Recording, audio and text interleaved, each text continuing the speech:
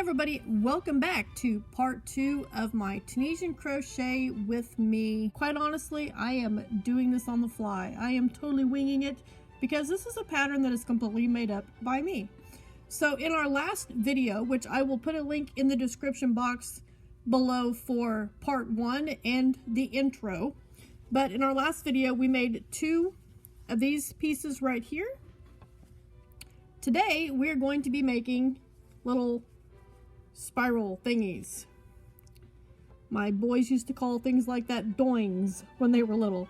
But anyway, we're going to be using our same crochet hook that you had before. I'm using a size I, and I'm also using just some regular 4-weight yarn. This is actually some Caron 1 pound that I have.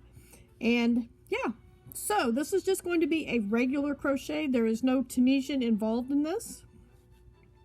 So what we're going to do is, and you can chain as many as you like, but I am going to be chaining 24 each, and there are multiple of these. I will tell you at the end how many you need to make, but each one of mine I chained 24.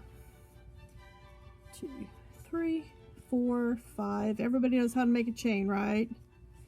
9, 10, 11, 12, 14, whoops, 15, 16, 17, 18, 19, 20, 21, 22, 23, and 24. So chain 24.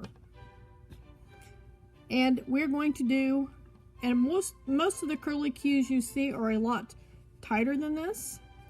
That's because you put more single or double, whatever stitch you use in each stitch. So we're just going to put 2 in each of our chains all the way back across. So skip that first one, and we're going to put 2 single crochets right there. And that's all you're going to do all the way back to your other end, is 2 single crochets in each loop. That will give you a loose spiral. And if it looks like it's not curling, trust me, it will eventually. So I'm going to speed this up because all of you should know how to do a single crochet stitch, and you know how to put them in each loop all the way back. So I will catch up with you back down here at the other end, and I will show you how I finish these off.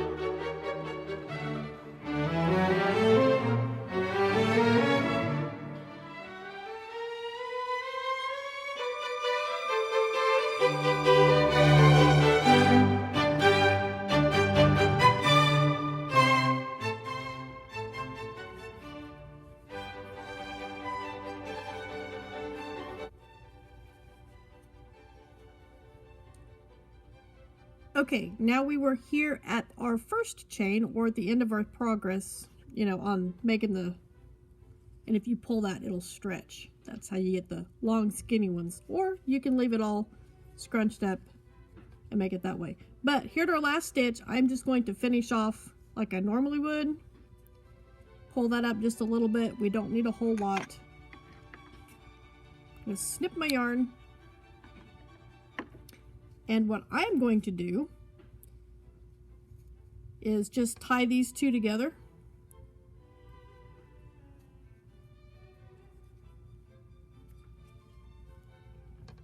Just like that, to keep them together.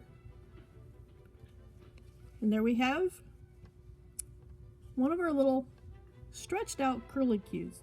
you will need to make a total of 4 of these. Like I said, all of mine I have chained 24 and put 2 single crochets in each chain all the way back down. Now in that last one, if you were counting and watching, I think I may have put 3 in a couple of them, but it's not gonna matter. They basically are doing the same purpose.